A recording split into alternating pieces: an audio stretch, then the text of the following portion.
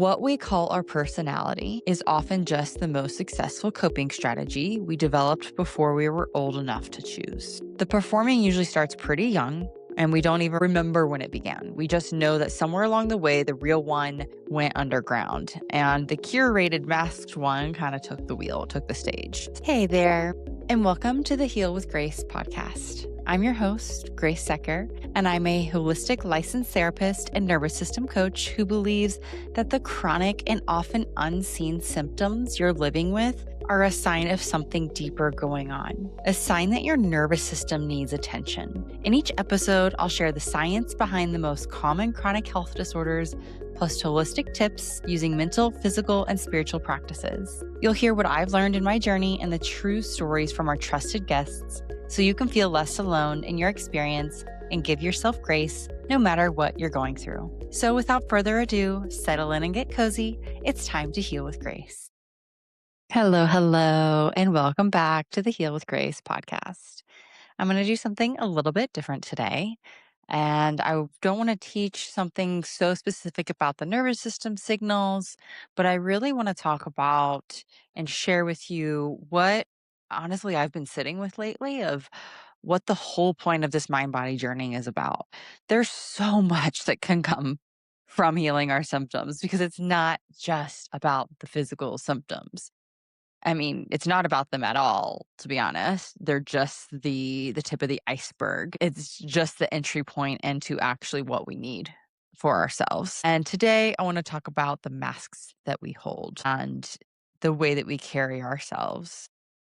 We've spent most of our lives wearing masks, and a lot of times, whether that's to be loved, to not be rejected, to feel safe, to be acceptable. And our body's been carrying that weight of every single one of them. And healing is not the absence of symptoms.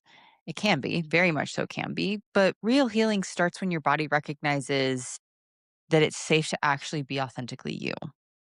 And that is really what today is about. Somewhere very early on in our lives, we learned to mask. Happens to every single one in some way, shape, or form.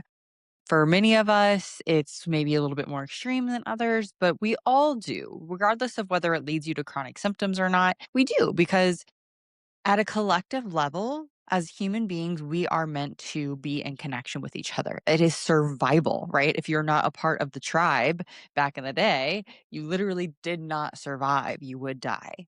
So, in order to be a part of the tribe, you need to fit in, you need to be accepted, you need to be a part of it. Now, over time, as evolution has evolved and humans have evolved, we learned that being fully ourselves wasn't safe. And that happens in many different ways, right? Or maybe it just wasn't received well and it could lead to shame or withdrawal or overwhelm or trying to be someone that you're not. And we don't consciously do this. Sometimes we do later on, but most of the time we're not consciously doing this. We're just kind of going along in life and being who maybe we think we need to be based on our environment, our family, society, online, friends, school, wherever we are. Every child does, every person does. We adapt to our surroundings. Now, some of us adapt really well and we fit in super well. And some of that might be because we authentically do, but a lot of times it can also be just because we're good at it. You might have figured out the kind of person that you need to be in order to fit in with your family, with people, with friends, with whoever. And so you might have been the easy one, the easygoing one, the independent one, the one who doesn't ruffle any feathers, the one who is a perfectionist, the one who gets the good grades, the one who keeps the peace in the family. Or maybe you were the quote unquote black sheep, and even if you didn't outwardly fit in, you felt it very, very deeply on the inside. And here's the thing, those adaptations are brilliant. They keep us safe, they keep us loved, they work. But they do cost us something over time. They cost us the version of ourselves that didn't have to perform anything, the version of us that just was, that just is. What we call our personality is often just the most successful coping strategy we developed before we were old enough to choose. The performing usually starts pretty young, and we don't even remember when it began. We just know that somewhere along the way, the real one went underground, and the curated masked one kind of took the wheel, took the stage. Sometimes this happens cliche in a teenager, right? When they're obviously in some sort of club or group and they're walking a certain way, they're talking a certain way, they're dressing a certain way, they're doing certain things, and it's all to be a part of this persona. And I mean, in teenage years, like that is developmental age. That's what we're supposed to do, explore and figure out what fits us. Like we don't always know. Most people throughout their whole lives can't say 100%, I know exactly who I am every single day, right? We change, we evolve. Every phase of life, every age comes with something different, and we discover something new about ourselves. But let's bring it back to this journey, this healing journey. This is so much of what it's about, and you're going to see it in many different ways. So maybe you're starting this journey and you're noticing people are talking about boundaries or people pleasing, right? Maybe you've been someone who is the caretaker for a lot of people. You always help other people out, or people come to you. Or maybe it's not even that outwardly obvious, like people don't just come to you all the time, but you're just that person that kind of blends in with everyone else, right? You're just kind of go with the flow. You're good at blending. And then you start to learn once you get into mind body work that actually that is a mask. And actually, you've probably taken on way more than your nervous system can handle. And the healing is to start setting boundaries with what you can and can't. So, for example, I have a new client and she's in the mind body healing method. And she was talking about last night in our group call, and she's new, she's just starting to get to know her nervous system signals. So in the beginning, what you do is you start to just get to know you and your signals in your nervous system, right? Because we can't do anything if we can't change it if we don't actually know ourselves or know our signals. So you get to know, okay, when are you overwhelmed? When do you start to get a headache? Do you start to disassociate? What is the freeze response, right? And she mentioned, so right now she has a pretty stressful job. There's just a lot going on. It's not necessarily bad. It's just she's holding a lot. And so she noticed that in the past, like when it starts to get towards the end of the day, she's hungry, she's kind of has a headache, she's tired, and her old norm would be to go scroll on her phone, sit in front of the TV. And what she used to think was just relax and come down from the day really was dissociating in a freeze response. So now that she knows that, she was like, I noticed my signals. I noticed my signals in my body where I was starting to get a little crispy, like I was getting overwhelmed, my head kind of hurt, even my throat hurt a little bit, or, I definitely was getting hungry, like I couldn't focus very well. Those are her signals of, oh, I'm edging towards overwhelm and a little more freeze, or I'm edging towards my capacity here. I'm overflowing in my capacity. So instead of going to dissociate, which is what we all do because we don't know what to do with this feeling, we were never taught. Instead, she's learning, okay, wait, hold on. Actually, I know what would nourish myself would to take a pause before I go and do that, would to eat mindfully, eat my dinner mindfully. Maybe I do a meditation or I do a breathing practice. I go take a walk outside. I help nourish my system slowly. I don't need to do any kind of crazy deep work, but I know that if I do that, that will give me what I need to come down from this kind of stress freeze state. And then I can go choose whatever I want to do. You can't change what you don't know. And so getting to know yourself, first and foremost, just getting to know those basic signals. Then you start to recognize, okay, these signals are happening when I'm around people for too long. These certain signals happen when I work more than a couple hours at a time. These signals happen when I'm always around this family member and it is toxic, right? You just start to get to know that. And then you get to choose what is more aligned with what your nervous system and just you in general is helpful for you and what you want, what is authentic to you in your life. Your body has gotten loud because the quiet wasn't working anymore. The performing has cost too much. And your nervous system officially said, I can't keep doing this for her. She has to come back. So your body started screaming at you, saying, I need your attention now. I need you to listen to me. Stop pushing past your capacity. Stop putting yourself in situations that are not aligned, that are not authentic. Stop putting yourself around people that are bringing you down instead of building you up. Stop being in this work scenario that is not right for you at all, but you just do it because you're too scared to make a change. Right? I could keep going. And let me actually say this here for a second before I go on to the next section. So, this is not to blame or shame you for doing things that weren't right for you. No, this is very normal. This is a life's journey. This is anyone's life journey. We're just talking about it in the context of healing and mind body symptoms. Anyone that goes on any kind of healing journey, whether that's any kind of mental health, addiction, eating disorder, life transformation, spiritual journey, we all realize what we're doing that doesn't fit us and we work to do things, live a life that is more authentic to ourselves. So that's very normal. I just don't think this is talked about enough in the mind body space. We talk a lot about somatic tracking and about how it's not about the physical, and those are all wonderful, but this deeper work is what actually changes things. And I find people are stuck when they don't do this. So there's that. Again, it is normal. It is just part of the process and it evolves over time. So, for example, for myself, I mean, if you've been here, you have heard a lot of my story. And like, I have been on a self transformation and healing journey since I was probably 12 years old. This is my life. This is my life purpose. This is my life mission is to heal old patterns from my own life, generational patterns, and share it in helping others. And so, in my mission in the world, as I say that this is what I want to do and I want to help people, life gives you what you need to learn to help people, right? I laugh because there've just been so many times where I'm in the depths and dark of something. I'm in some healing journey, I'm in some pain, I'm in depression, I'm in some huge transformation in my life, and I'm just like, "Oh my gosh, why do I have to go to the depths of this?" And I mean like I'm an all or nothing person. So if I not consciously, but if I go through something, it's like my life's journey is to take me to the depths of that healing journey. And it takes me deep. And so that, yeah, my point being is each time I discover a new depth or a new part of myself that maybe I'm not as aligned in, that I work on being more aligned with.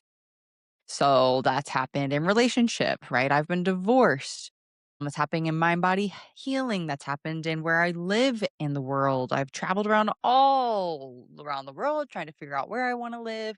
I moved away from my home state. Friends, like I've gone through different friend groups. There's just so many different things about me and my story, my life, like to the point where my partner now, David, he hears about my backstory, and he's like, I just can't even picture that Grace, right? Like, so when I was 24 or something in grad school and living a 100 totally different life than I live now, he's like, you're just like a different person from what I hear and what I see in pictures. And again, I think that's because I go all or nothing. And I've been that one that's a chameleon. I fit into a lot of different groups. That's always been me. I can get along with a lot of people. And that's not a bad thing. I definitely kinda like that about myself, but I am very aware of, okay, where am I actually just trying to get along to people please? And instead, what kind of people do I actually want to be around? And now at this point in my life, I'm actually very specific around the people that I surround myself with. So all that to say is that you don't need to figure it all out right now. You don't need to figure out your most authentic self and change everything in your life to be authentic, to live an aligned life. It happens over time. I hope that this is helping you to become a little bit more familiar with okay, what area of my life am I called to look at right now? Is it relationships? Is it work?